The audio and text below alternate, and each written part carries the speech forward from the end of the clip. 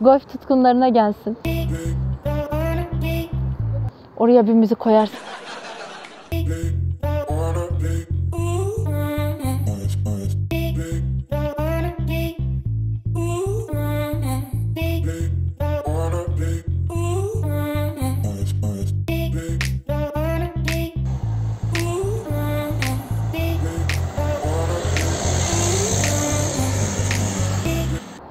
Selamlar arkadaşlar. Araba videolarını beğendiniz. Ben de beğeniyorum. Zaten arabalarsız olmaz benim için. Bugün size kendi arabamı, Volkswagen Golf 6 Blue Motion. Onu tanıtmak istiyorum. Çünkü zaten Volkswagen'e ekstra bir ilgim var. Golf'leri de bir ayrı tabii. Şimdi birkaç teknik özelliğinden bahsedeceğim size ve içini göstereceğim arkadaşlar. Golf 6'lar 2012'de makyajlı kasa olarak en son bu serisi var. 2012'den sonra artık kasa değişiyor ve Golf 7'ler çıkıyor. Şimdi bu Golf 6'nın Blue Motion'un özellikle farklılıklarından bahsedeyim biraz. Örneğin bu arka rüzgarlık Golf 6'larda yok ama Blue Motion'da var. Bir farklılık var ama tabii bu bize kalmış bir farklılık. Bu cam kenarlarındaki nikelajları biz ekledik biraz daha şık dursun diye.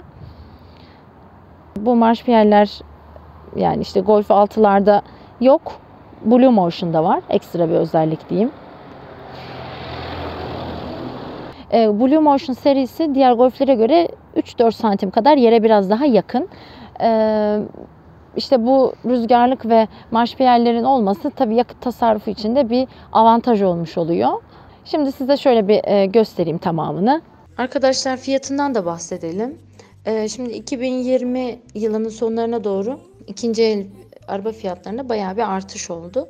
Bu tabii ki bu araç için de geçerli. Yani bu dönemdeki fiyatları yaklaşık 120 bin, 130 bin lira gibi bir fiyatı var. Ya bu tabii ki arabanın işte boyasına, değişen parçasına ya da işte kilometresine göre değişir yani. Hani çok net bir fiyat olmayabilir ama genel yani yaklaşık değeri bu şekilde.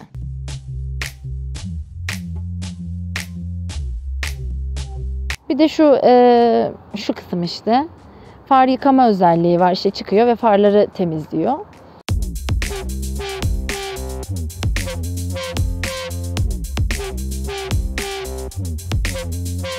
Şimdi bir de şu aynanın kenarındaki sinyalleri göstereyim. O lambaları. Sinyal yandı ya da dörtlü yandığında diyeyim. Çok şık duruyor tabii. Şimdi öne geldik.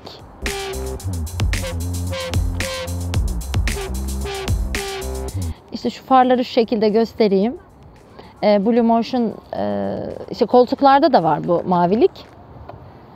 Bu farlarda da. Tabii bunu gece çok daha net görebiliyoruz. Yani şu an gündüz olduğu için bu maviliği göstermemiz çok zor.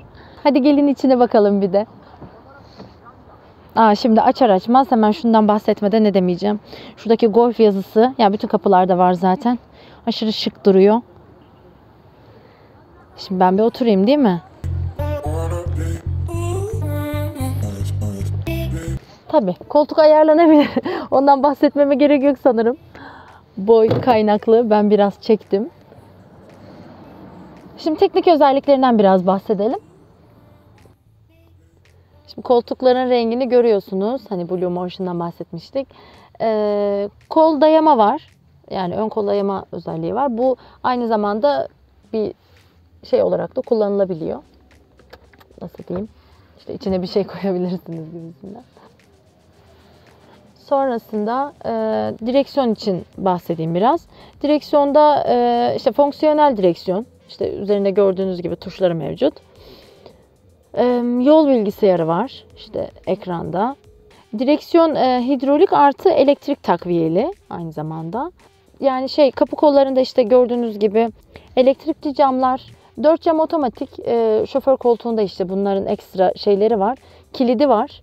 Çocuk kilidi, hani arka camları kilitliyor. Normal kapının kilidi de var tabii. Sonrasında işte radyosu gördüğünüz gibi CD çaları var. Şimdi düğmelerin yerini göstereceğim. ASR ve Start Stop özelliği var bu arabada. Start Stop özelliğiyle ASR'nin düğmeleri orada. ASR'yi biliyorsunuz. Yani işte patinaj önleme sistemi. İşte araba kaydığında işte tekerlere bir ekstra şey sağlıyor. Start stop özelliği de yakıt için çok büyük bir avantaj. Örneğin çok uzun süreli kırmızı ışıkta beklendiğinde bir avantaj olabiliyor tabii ki. Şimdi şöyle, tuşa bastığımız zaman bu özellikleri kapatabiliyoruz. Start stop'u da kapatabiliyoruz. Yani çünkü bazen anlık durduğumuzda start stop devreye giriyor. Bu ekstra bir çalışma istiyor. O zaman da yakıt tasarrufu değil, bize bir külfet olmaya başlıyor. ASR içinde, ASR'de ekranda kapatıldığında ekranda görünüyor. İşte bazı havalarda ASR'nin ekstradan devreye girmesine hiç ihtiyaç duymayız. O zaman da kapatmamız gerekebilir. Bu özelliği de kapatabiliriz istersek. Klimasının tuşları bu şekilde şık. Yani arabanın tasarımına uyum sağlamış tabii radyosuyla birlikte. Bakın bu kapılarda ve torpidonun üzerinde de gri nikelajlı bir tasarım var. Bunlar da fazlasıyla şık gösteriyor. Yani şu göğüs kısmı birbirine fazlasıyla uyumlu. Her yer gri, gümüş. Tasarım hakikaten çok güzel görünüyor. Yani bilmiyorum, benim olduğum için midir bilmem ama benim gözüme gerçekten çok şık geliyor. Airbag'leri göstereyim. Bu arabada şu an 8 tane airbag var. İşte klasik direksiyon ve torpido üstü bu tarz arabalarda. Bir de perde airbag'leri var, yani hava yastıkları var. Önde 2, ortada 2 ve arkada 2 olmak üzere toplamda 8 tane oluyor. Şimdi elektrikli aynaları da var tabi. Bu da kapı kolbundan ayarlanıyor. Bir de bahsetmek istediğim bir şey var. Yokuş kalkış desteği var. Şimdi biraz yakıttan bahsedelim isterseniz. Şehir içi yakıt tüketimi 100 kilometrede yaklaşık 4,5-5 litre civarında oluyor. İşte bunun hani artıp azalma durumu söz konusu. Şehir dışında da 3,5 litre civarında 100 kilometrede. Genel ortalaması 4 litre civarında 100 kilometrede. Yani 3,5-4 litre arası diyeyim şehir içi şehir dışı ortalaması. Dizel bu arada. Şehir içi genel olarak söyleyeceğim 35 kuruş civarında yakıyor. Şehir dışı 30 kuruş, yani hakikaten böyle bazen şey olduğunda 30 kuruşun altına düştüğü bile oluyor yani. Şimdi biraz koltuk mesafesinden bahsedeyim. Bir de aracın yüksekliği. Şimdi ben bir kriter miyim bilmiyorum ama ben 1,60 boyundayım.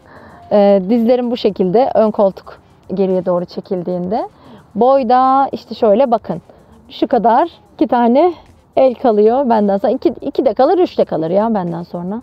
Şöyle göstereyim mi?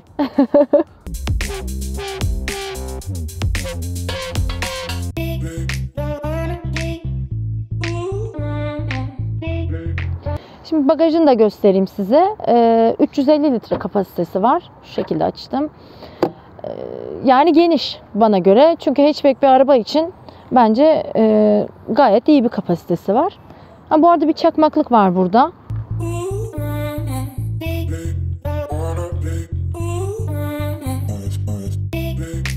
Evet, şimdi de motor özelliklerinden bahsedelim. Turbo dizel 1.6 motor ve 4 silindirli. 105 beygir, önden çekişli. Golf 6 250 tork, maksimum çıkacağı hız 190 km yaklaşık deniyor işte. 100 kilometreye de 10-11 saniyede çıkıyor yaklaşık. Bu arada lastik boyutları da 195-65 ve 15 jant. Jantlar da gerçekten çok şık değil mi? Tabii kişiye göre değişebilir ama benim için çok güzel yani. Evet arkadaşlar, bugün kendi arabamı size nacizane tanıtmak istedim. Bu arabayı almak isteyenler için bir referans olsun istedim. Çünkü sürüş konforu çok iyi. Yani yakıt durumu çok iyi. Yani hani hakikaten kokluyor derler ya. Uzun yolda özellikle çok iyi. Nazar etmeyin ne olur, çalışın sizin de olur derler ya. Size çok daha güzelleri nasip etsin inşallah. Biz bununla devam ediyoruz. Farklı araba videoları da çekeceğim. Çünkü meraklısı olduğum bu konuda sizleri de tanıtmak isterim. Başka videolarda görüşmek üzere. Hoşça kalın. Oraya bir müzik koyarsın herhalde değil mi? Aşk müziği. Arabaya olan aşkım.